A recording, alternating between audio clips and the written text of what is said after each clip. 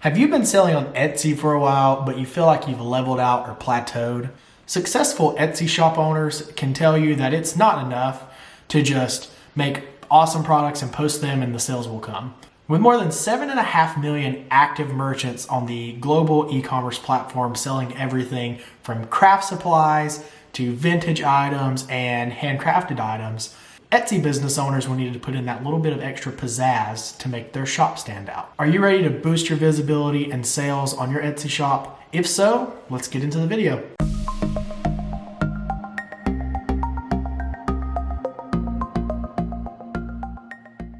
As a small business owner in a big marketplace, there are some initiatives you can take to get your products in front of the right customers and take your shop to the next level. Whether you're a crafter or a curator, in today's video, I'm going to be talking about 5 tips that will help improve your online business. And if you haven't already, hit that like button and subscribe to be notified of all my new videos. Let's get into the first tip. The first tip is going to be improve your listing photos. Photography can make or break your Etsy shop. It is going to be the first impression that a shopper has of your brand. It is also going to be the thing that makes them either click on your shop or go to the next item.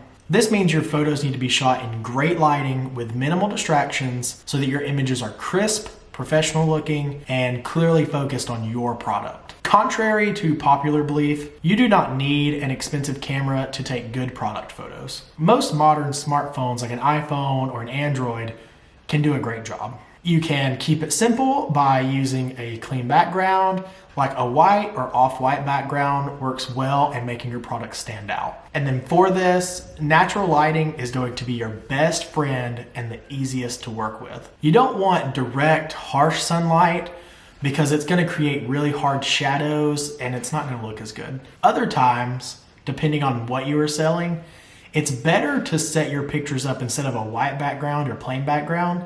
It's going to be to set them up in kind of a lifestyle setting or another context that's going to help the buyers imagine your item in their home or in their apartment. Or better yet, it can help them see how it will solve a problem for them. And everyone loves to buy problem-solving products. This is one area that I personally lacked in, and I am working on going through all of my listings and updating those to be higher quality images that kind of reflect what I am trying to build. For example, my listings that had more thought out intentional photos have performed significantly better than the listings I was not as calculated with. The second tip is going to be to optimize your listings with effective SEO. Learning how to optimize your listings by using SEO can be one of the most important things to know in order to help your Etsy store grow. The ultimate goal is going to be finding keywords that rank high in search but have low competition. Essentially, you kind of really need to understand how the Etsy search algorithm works. To most sellers, organic search traffic will be one of the main traffic sources to your shop. And it is possible to thrive and have a successful shop with just that search traffic alone without outside sources like social media. But to do that, you have to make sure your SEO, titles, and tags are on point. What you are trying to do is you are trying to rank in search based on what shoppers are looking for with your product's listings and tags and description. For example, when someone arrives on Etsy with a product in mind, let's say they want to buy a ring, but to just search ring would be way too broad. So depending on your product, you may want to say gemstone ring or silver ring or name ring. Try to think like your customers and brainstorm keywords that relate to your item specifically. That way, your product is more likely to appear higher in search.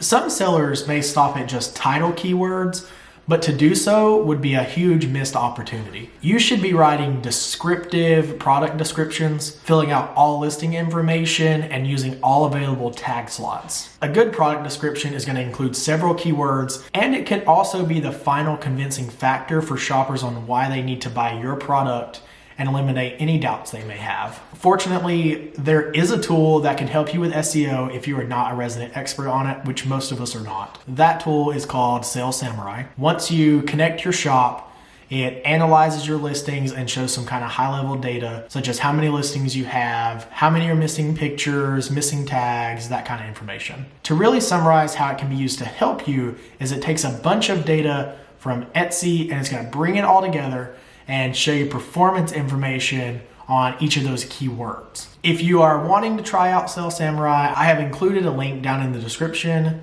and there's also a code you can use to get 20% off of your subscription. The next tip is going to be to post more listings. I don't think there is a set number that you need to have to get started. It is just important to have as many listings as possible. Many new Etsy sellers fall into the trap of starting with only 1 or 2 products. I'm guilty of that. But that can really hurt the reach of your Etsy store. You should aim to create new product listings consistently. So this is an area where I hurt my shop more than helping it. I was so excited to get started, and I had one product that I thought was really cool that I went ahead and posted it. And I also did not post new things consistently. And because of that, I feel like my shop did not reach the potential that it could have at an earlier point than if I had started posting new products consistently. When you're thinking of starting up your shop, you could set a goal of starting with, say, 20 products, and then set a follow-up goal of adding 1 to 2 new listings a week. I personally have been following the goal of 1 to 2 new listings per week, and I have seen more steady sales than I was experiencing in the past. Doing it at a more gradual rate is also going to allow you to focus on quality listings over having the burden of trying to just add a bunch of items just because. As you grow that, the more new products you add, the more keywords you will cover, and the easier it will be for your shop to be discovered. Now, if you intentionally have a smaller product line, you should at least consider thinking about variations in color, size, etc. to kind of increase your product listings. However, you do need to make sure all of the products you are adding make sense together in a shop. One of the strengths of a small handmade seller is that you are the expert in your craft. If you sell crystals and cookies in the same shop, consumers may not trust that you are the go-to for either of those products. Having more listings will also give you an opportunity to continually assess your offerings and what you are selling more of and what you may not be selling as well as you thought. And when you have that information, you have the ability to adapt and only sell the high-ranking, high-conversion items. The next tip is going to be promote your Etsy shop on social media. I know I said before that you could develop your shop without using social media, but that does not mean you shouldn't be using social media as a tool and to help build your brand outside of Etsy. Think about it. People are on their phones all the time, scrolling through Instagram, Pinterest, and especially TikTok. As a small business, you should be leveraging these platforms by having an online presence. Right now, TikTok is a tool of cosmic proportions that can potentially catapult your shop into a completely different level. Obviously, that isn't a guarantee, but that doesn't mean you shouldn't still be putting yourself out there, even if it is a small conversion rate. Those are still buyers that may not have found you before. Do try to be careful though, not to fall into the trap of just kind of promoting yourself blandly and kind of monotonously. People want to feel like you're relatable and to know that there is a real person behind the brand. Instead, try to think of posts that are useful and interesting to your potential customers. It can be some behind the scenes of your process. It can be a more informative demonstration kind of about your product that may help your customers with their purchase. I have had good luck on TikTok with kind of posting the packaging your order videos. It is something you're already doing anyway, so why not get some material out of it? To save yourself some time, sites like Canva have social media post templates that you can use for free. You can replace the photos, words, colors, and more to kind of make it fit your brand and yourself. Another type of social media post that's kind of works really well is user-generated content. These are going to be the photos that are taken by your customers. You can kind of encourage them to leave photos if they are leaving reviews. This is going to show that people are actually buying your product and kind of showing a non-biased, real-life photo of that item. Just be sure that if you are going to repost these photos versus just kind of sharing them onto your page, make sure you get permission to take that photo and post it just to be safe. The fifth tip is going to be establish your brand.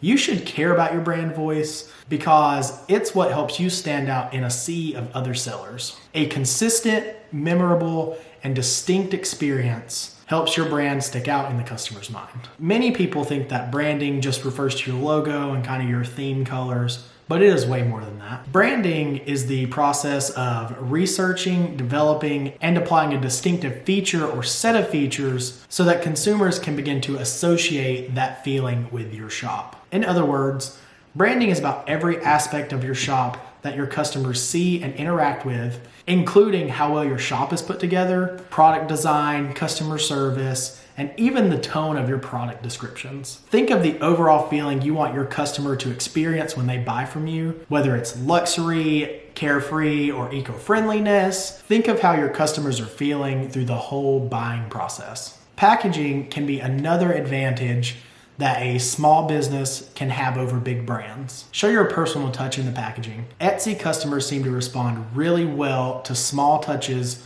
like including a thank you card or freebies such as stickers.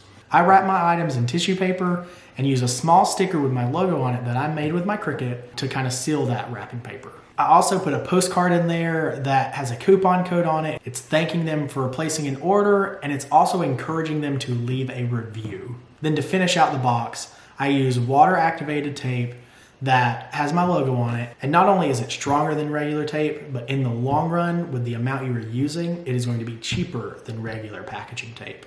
So to wrap it all up, I hope you're able to use some of these tips to help your Etsy shop grow. And it is important to remember to not get discouraged. It will take time to grow your shop into a strong business. Set reasonable goals for yourself. You are not going to make millions of dollars overnight. I know you've probably seen all the same videos I have about making $1 million on Etsy, and that is possible. But again, it is important to just take it slow. That gradual growth over time is going to be better for you. It's going to be easier to manage, and it will just help you kind of survive the more long term. If you enjoyed today's video, make sure to give it a thumbs up, and I will see you next time.